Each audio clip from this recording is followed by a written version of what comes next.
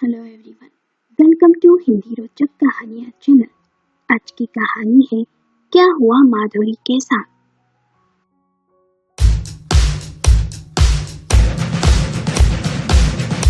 नीता आज बहुत ही खुश थी। वो आज पूरे 7 साल बाद अपनी प्यारी सी सहेली माधुरी से मिलने वाली थी। मन ही मन न जाने कितने सपने बुन लिए थे। ट्रेन अपने समय से थी। नीता और उसके पति ट्रेन में बैठ मुंबई जा रहे थे। चूंकि नीता का एक 4 साल का बेटा भी था, पर वो उसे अपनी सास के पास ही छोड़ आई थी। नीता अपनी सहेली से मिलने के लिए बहुत ही उत्साहित थी। जैसे ही ट्रेन मुंबई स्टेशन पर जाकर रुकी, तो नीता ने अपने पति किशोर से कहा, ओहो, जरा बाल तो ठीक कर लो। मेरी सहेली आपसे पहली बार मिलेगी तो क्या सोचेगी वो। किशोर ने मुस्कुराते हुए कहा, हाँ हाँ पता है, ये बात तो तुम न जाने कितनी बार कह चुकी हो। कपड़े अच्छे पहनो, बाल ठीक कर लो, कपड़ों पर खाना मत गिरा लेना। अब बस भी करो, तुम्हारी सहेली से मिल रहे हैं, ना कि किसी महारानी से, समझी ना। नीता ने कहा, उसकी शादी बहुत ही अमीर खानदान में हुई है। जब आप मिलेंगे ना तो खुद ही समझ जाएंगे। सांवली सी सूरत पर तीखे से नैन नक्श वाली नीता मध्यम परिवार से थी। उसका पति किशोर एक सरकारी बैंक में अफसर था। नीता एक छोटे से शहर के गर्ल्स स्कूल में पढ़ती थी। जब वो 11वीं कक्षा में थी, तब उसकी मुलाकात माधुरी से हुई थी। माधुरी के पिता एक कारोबारी थे। कारोबार के सिलसिले में उस छोटे से शहर में कुछ दिन पहले ही रहने आए थे। कुछ ही दिनों में माधुरी और नीता में गहरी दोस्ती हो गई थी। 12वीं के बाद दोनों ने एक ही कॉलेज में एडमिशन लिया और दोनों ने बीकॉम किया। दोनों सहेलियां सुबह से लेकर शाम तक एक दूसरे के साथ ही रहती। कॉलेज में दोनों की दोस्ती बहुत ही मशहूर थी। ग्रेजुएशन के बाद नीता और माधुरी के परिवार वाले उनके लिए लड़के देखने लगे। माधुरी की शादी पहले तय हो गई और वो शादी के बाद मुंबई जैसे बड़े शहर आ गई। नीता के लिए अब भी लड़के देखना जारी था। उसके माता पिता ज्यादा दहेज देने में सक्षम नहीं थे, इसलिए उसकी शादी तय होने में दिक्कतें आ रही थी। 6 माह बाद नीता की शादी उसी छोटे से शहर में ही रहने वाले किशोर से तय हो गई। और इस तरह दोनों सहेलियां शादी के बाद अलग हो गई। नीता भी अपनी गृहस्थी में रम गई। उसके घर में टेलीफोन नहीं था, इसलिए माधुरी से कभी बात नहीं हो सकी। नीता बस इतना ही जानती थी कि माधुरी मुंबई में है, पर ना तो कोई फोन नंबर था उसके पास और ना ही कोई पता था। माधुरी की शादी के बाद उसके माता पिता भी उस छोटे से शहर को छोड़ राजस्थान चले गए थे। नीता को घर के काम में कब सुबह से रात हो जाती पता ही नहीं चलता। बेटा होने के बाद तो वो और भी ज्यादा व्यस्त हो गई थी। उसे अपनी जिंदगी नीरस सी लगने लगी थी। अधिकतर वो सोचती, अमीर खानदान और मुंबई जैसे बड़े शहर में शादी होने के बाद तो माधुरी बड़ी ही खुश होगी, बहुत ही मजे से जीवन गुजार रही होगी। इस तरह 7 साल बीत गए। एक दिन नीता की मुलाकात अचानक से ही माधुरी के पिता से हो गई। वो किसी काम से उस शहर में आए थे। तब नीता ने उनसे माधुरी का लैंडलाइन नंबर ले लिया था। उस समय नीता के घर में भी लैंडलाइन लग चुका था। उसके बाद दोनों सहेलियां जब भी समय मिलता तो फोन पर बातें कर लेती। कई बार माधुरी ने नीता को मुंबई आने का निमंत्रण दिया, पर हर बार नीता टालती रही। पर कहीं न कहीं नीता भी माधुरी से मिलना चाहती थी, इसलिए इस बार उसने किशोर को मुंबई चलने के लिए मना ही लिया। माधुरी नीता और उसके पति को लेने स्टेशन आने वाली थी। मन ही मन नीता बहुत ही खुश थी। उसने मुंबई जैसा बड़ा शहर पहले कभी नहीं देखा था। सिर्फ टीवी में ही देखा था कि मुंबई कितना बड़ा और अच्छा है। नीता ने सुना था कि माधुरी के पति बहुत ही अमीर और बहुत ही अच्छे इंसान हैं। नीता और उसके पति किशोर सामान ले स्टेशन पर उतर गए। माधुरी पहले से ही वहां उन दोनों का इंतजार कर रही थी। जैसे ही माधुरी और नीता की नजर एक दूसरे से मिली तो दोनों के होठों पर एक मुस्कुराहट सी आ गई। माधुरी जरा भी नहीं बदली, पहले से और भी ज्यादा खूबसूरत लग रही थी।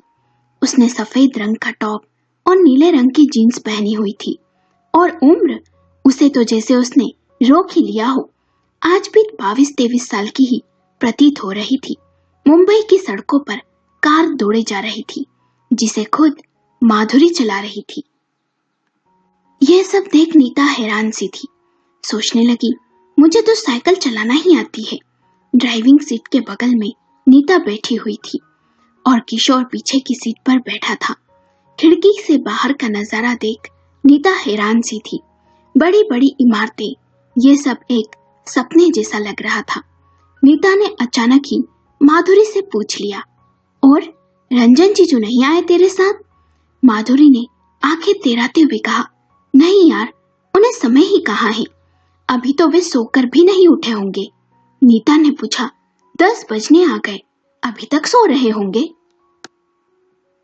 माधुरी ने कहा, हाँ, वे रात को बहुत देर से घर आते हैं और आने के बाद लैपटॉप के सामने बैठ जाते हैं, इसलिए सुबह जल्दी नहीं उठते। नीता ने कहा, ओह अच्छा, ये तो बड़ी समस्या है। माधुरी ने कहा, अरे समस्या नहीं है, यही उनकी दिनचर्या है। बात करते करते कब घर आ गया पता ही नहीं चला। जैसे ही नीता ने माधुरी का घर देखा तो हैरान हो गई। घर नहीं, एक बड़ा आलीशान सा बंगला था। 2 नौकर दौड़ते हुए आए और किशोर के हाथ से सामान ले लिया। ये सब देख मन ही मन नीता को माधुरी से जलन सी होने लगी। माधुरी ने नौकर से कहा, यह सामान गेस्ट रूम में ले जाकर रख दो। माधुरी ने नीता और किशोर से कहा, आइए अंदर आइए। नीता और किशोर माधुरी का घर देखते ही रह गए। सब कुछ बहुत ही सलीके से जमा हुआ सा था और बहुत ही महंगा सा भी था। नीता ने आंखों ही आंखों में किशोर से कहा, देखा, मेरी सहेली का घर किसी राजमहल से कम नहीं है। दोनों ने इस तरह का घर, गाड़ियां, ये सब कुछ टीवी में ही देखा था। नौकर नीता और किशोर को गेस्ट रूम में ले गया। दोनों नहाकर तैयार हो गए। दोनों ने कुछ देर मुलायम से महंगे गद्दे पर आराम भी किया। नीता उस बड़े से चमचमाते हुए बाथरूम को देख सोचने लगी, कितना बड़ा बाथरूम है। मेरा रसोई घर भी इससे छोटा है। कितने ठाट बाट है माधुरी के। कुछ देर बाद नौकर ने दरवाजा खटखटाया और कहा, माधुरी मैडम और साहब, आप दोनों का नाश्ते पर इंतजार कर रहे हैं। नीता और किशोर डाइनिंग रूम में गए। वहां बड़ा सा डाइनिंग टेबल लगा हुआ था। बहुत ही अच्छी नाश्ते की महक आ रही थी। नीता ने एक नजर टेबल पर दौड़ाई तो हैरान रह गई। कई तरह का नाश्ता लगा हुआ था। सोचने लगी, इतना सब कुछ सिर्फ 4 लोगों के लिए। हम तो एक तरह का नाश्ता बनाते हैं बस। माधुरी ने कहा, आओ नीता और किशोर जीजू, बैठो। आप दोनों खड़े क्यों हैं? माधुरी ने रंजन से कहा, ये मेरी प्रिय सहेली नीता और उनके पति किशोर। किशोर ने रंजन से हाथ मिलाया, पर रंजन की नजरें नीता पर ही जमी हुई थी। नीता ने महसूस किया कि रंजन बड़ी ही अजीब सी नजरों से उसे देख रहा है। रंजन ने माधुरी से पूछा, और आज का क्या प्लान है तुम्हारा? माधुरी ने कहा, आज हम सब घूमने जाएंगे। रंजन ने कहा माधुरी से, ठीक है, इन्हें आज तुम मुंबई दर्शन करवा दो। अब मुझे जाना होगा, रात को शायद घर ना आऊं। आया तो ठीक, नहीं तो जहां भी मीटिंग होगी वहीं रुक जाऊंगा। वैसे भी मेरे पास एक चाबी है, तुम सो जाना। माधुरी ने कहा, प्लीज रंजन, 2-3 दिन तो थोड़ा समय निकालिए। रंजन ने कड़क स्वर में कहा, इस सप्ताह मेरी बहुत जरूरी मीटिंग है, इसलिए मैं बहुत ही व्यस्त रहूंगा। माधुरी की आंखें नम थी। उसने धीमे से कहा, जी ठीक है, पर माधुरी की नम आंखें नीता से छुप ना सकी।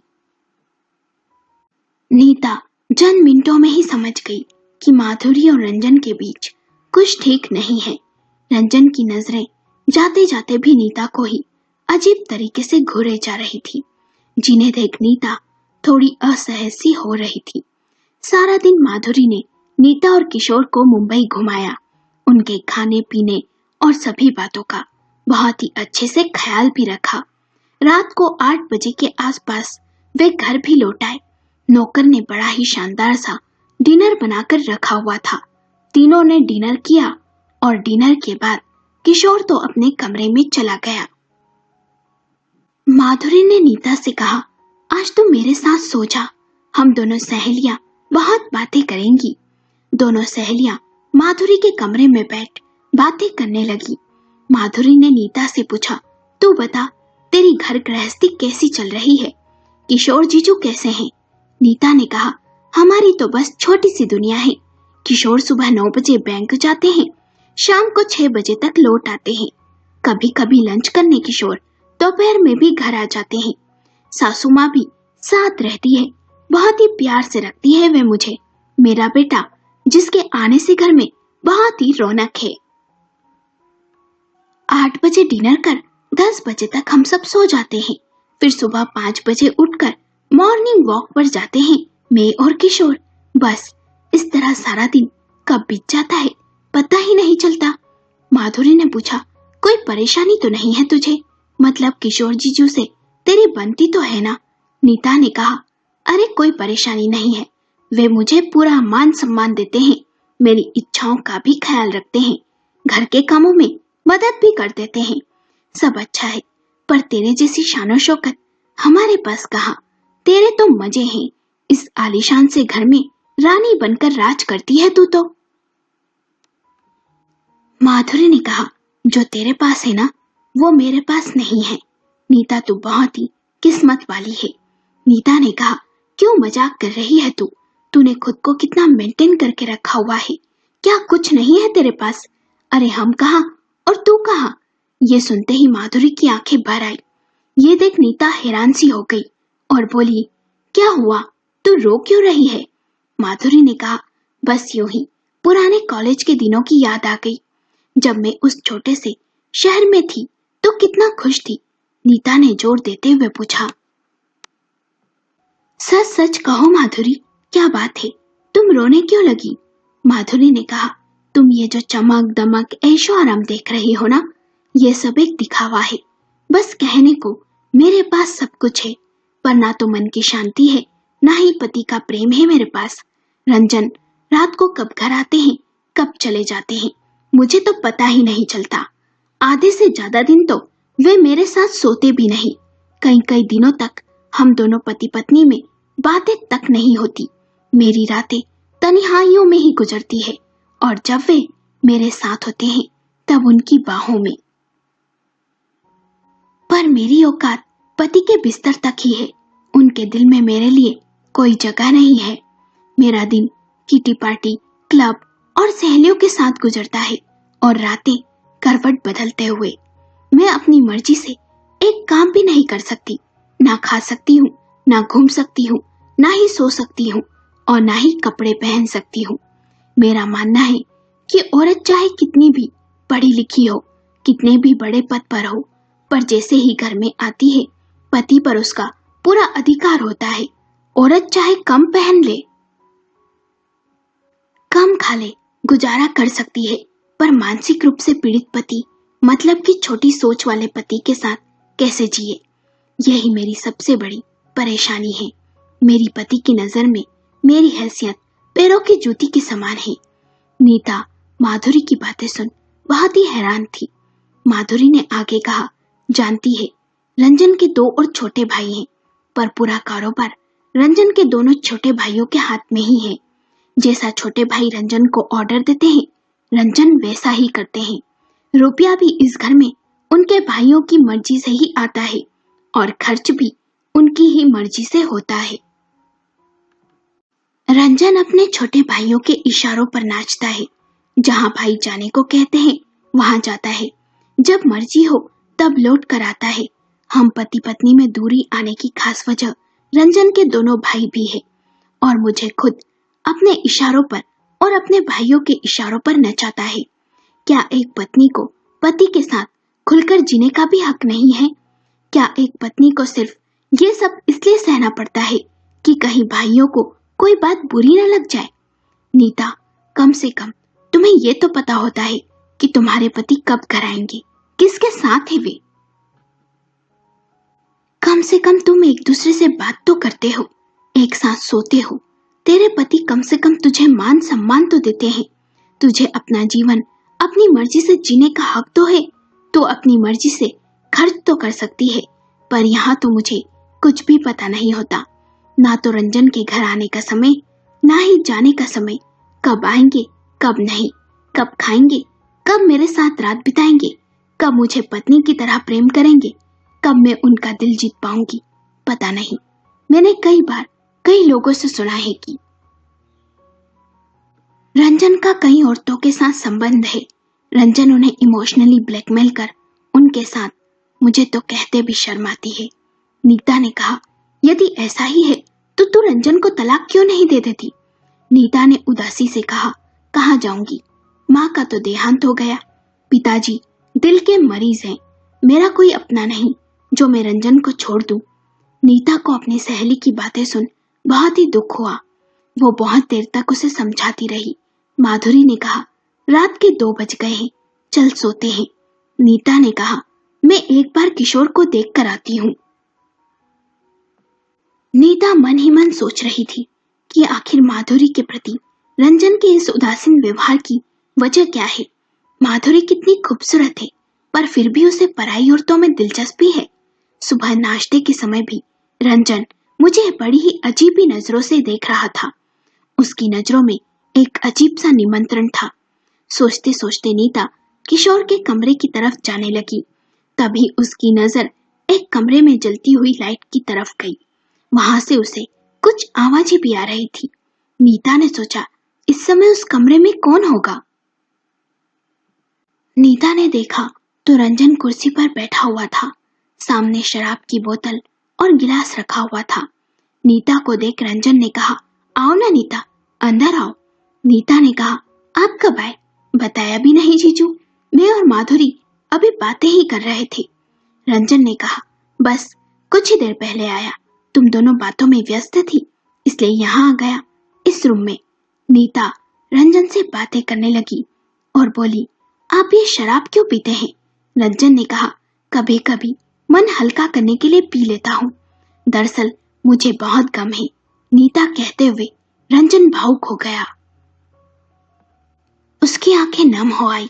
अचानक ही अपनी कुर्सी से उठ रंजन नीता के बहुत ही करीब आ गया और उसके कंधे पर हाथ रख दिया और बोला, मैं बहुत दुखी हूँ, मुझे कोई साथी चाहिए जो मेरे दुख को बांट सके। उधर माधुरी ने सोचा, नीता अब तक नहीं आई, उसे देखकर आती हूँ। माधुरी कमरे से बाहर आई तो उसने भी उस कमरे की लाइट जलती देखी। कमरे के पास गई तो उसे बातें करने की आवाज आ रही थी। उसने कमरे में प्रवेश किया। अंदर का नजारा देख माधुरी हैरान थी। नीता के कंधे पर रंजन का हाथ था और वो गुस्से से लाल हो गई। रंजन ने जैसे ही माधुरी को देखा तो नीता के कंधे पर से हाथ हटा लिया। माधुरी ने जोर से चिल्लाते हुए कहा, रंजन तुम्हें शर्म नहीं आती मेरी सहेली के साथ? नीता भी चौंक पड़ी। रंजन भी चिल्लाया, चिल्ला क्यों रही हो, बस जरा सा हाथ ही तो रखा था। माधुरी ने कहा, रंजन का ये रूप भी देख ले तो नीता, ये इमोशनल रूप से औरतों को ब्लैकमेल करते हैं और उनके साथ इन्हें नई नई औरतें चाहिए बस। अब इन्हें मुझ में कोई भी दिलचस्पी नहीं है। अरे इन्होंने तो घर की नौकरानी को भी। कहते हुए माधुरी रो पड़ी। नीता ने कहा, मुझे यूं इनके कमरे में नहीं आना चाहिए था, मुझे माफ कर दे माधुरी। माधुरी ने कहा, गलती तेरी नहीं है, इनकी है। मुझे अफसोस है कि आज तू भी इनका शिकार बनने जा रही थी। नशे में चूर रंजन ने कहा, चुप हो जा गवार औरत, सारा नशा उतार दिया, थोड़ा सा क्या मैं किसी के साथ फ्लर्ट भी नहीं कर सकता? उधर शोर सुनकर किशोर भी कमरे से बाहर आया और उस कमरे की तरफ गया। माधुरी ने किशोर को आते हुए खिड़की में से देख लिया था। माधुरी ने अपने आंसू पोंछे और अपने आप को संभाला। सोचने लगी, रंजन की इस हरकत के बारे में किशोर को कुछ पता नहीं चलने देगी। किशोर ने कहा, क्या हुआ, आप सब यहाँ इस समय नीता किशोर को देख सहम सी गई। तभी माधुरी ने कहा, अरे कुछ नहीं, रंजन अभी अभी आए और बिना खाना खाए सो ही रहे थे, तो बस इस बात को लेकर मैं उनसे गुस्सा होकर उन्हें डांट रही थी। चलिए सब सोते हैं, बहुत देर हो गई। माधुरी ने नीता को किशोर को कमरे में ले जाने का इशारा किया। नीता और किशोर कमरे में चले गए। बहुत देर तक माधुरी और रंजन में बहस जारी थी। किशोर तो सो गया, पर नीता की आंखों से नींद गायब थी। सोचने लगी, मैं मन ही मन कितना जलती थी कि मुंबई में अपने हैंडसम पति के साथ माधुरी बड़े ही ऐशो आराम का जीवन जी रही होगी, और एक मैं यहाँ वही बोरिंग सा नीरस सा जीवन जी रही हूँ। हर समय पैसों का हिसाब किताब, बचत, बच्चे की पढ़ाई, सास की सेवा, पति की सेवा, और माधुरी के घर में नौकर चाकर ठाट बाट होंगे। कितना खुश होगी वो। पर यहाँ तो कुछ और ही है। ये सब चमक दमक बस एक दिखावा है। कम से कम मेरे पति मुझे मान सम्मान और प्यार तो देते हैं, मुझे और परिवार को समय तो देते हैं। कम से कम हम रूखी सूखी ही सही, पर शांति और सुकून से रोटी तो खाते हैं। उसे माधुरी को देख बहुत ही दुख भी हो रहा था। उधर माधुरी सोच रही थी, कहाँ मैंने अपना गम भुलाने के लिए नीता को 2 दिन के लिए मुंबई बुलाया था, पर रंजन उसके साथ क्या करने जा रहा था। नीता ने बच्चे की तबीयत का बहाना बनाया और अगले ही दिन किशोर और नीता अपने घर लौट गए। माधुरी का दर्द नीता की समझ में आ रहा था। अब नीता को अपनी अमीर सहेली और खुद का वजूद समझ आ चुका था। माधुरी ने सब कुछ सही करने की बहुत कोशिश की, पर वो जान गई थी उसकी औकात पति के बिस्तर तक ही है, दिल तक नहीं। इसलिए उसने जल्द ही रंजन को तलाक दे दिया और मायके जाकर अपने पिता का कारोबार संभालने लगी। रंजन अब आजाद था, यहाँ वहां मुंह मारता रहता। 2.5 साल बीते, उसे पता चला उसे एड्स हो गया था। भाइयों ने भी उसका साथ छोड़ दिया। जवानी में भी उसके इसी रंगीन मिजाज को देख उसके पिता ने कारोबार के शेयर का बड़ा हिस्सा दोनों छोटे भाइयों में बांट दिया था, और थोड़ा सा हिस्सा रंजन को मिला था। जिस वजह से भाई भी दोनों छोटे उसे दबा कर रखते थे। रंजन अकेला ही इस बीमारी से जूझ रहा था। अब उसे इस हालत में पत्नी की कदर समझ आ रही थी कि थोड़ा सा बुखार होने पर माधुरी कैसे उसकी दिन रात सेवा करती थी। उसने कभी भी उसकी कदर नहीं की, हमेशा उसे मन बहलाने की वस्तु समझा। उसे अपने इशारों पर नचाया। उसे बिस्तर में जगह तो दे दी, पर दिल में जगह नहीं दी। उसे ना ही कभी कोई मान सम्मान दिया। काश उसने अपने पिता और पत्नी की बातों पर ध्यान दिया होता तो आज उसकी यह हालत नहीं होती। अब पछतावे के सिवा कुछ हासिल नहीं हो सकता था, क्योंकि वक्त रेत की भांति हाथों से फिसल चुका था।